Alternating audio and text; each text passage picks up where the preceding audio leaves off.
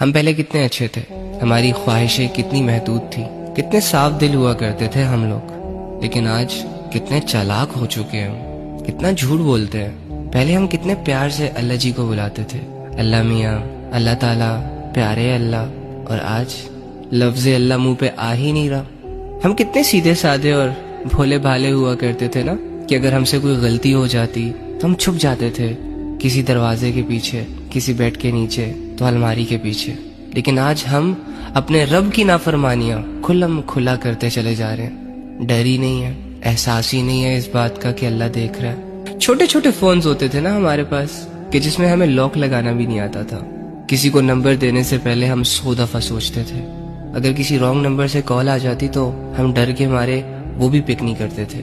اور آج کتنے گھنونے کام کر رہے ہیں ہم ان موبائل فونز کے ذریعے سے.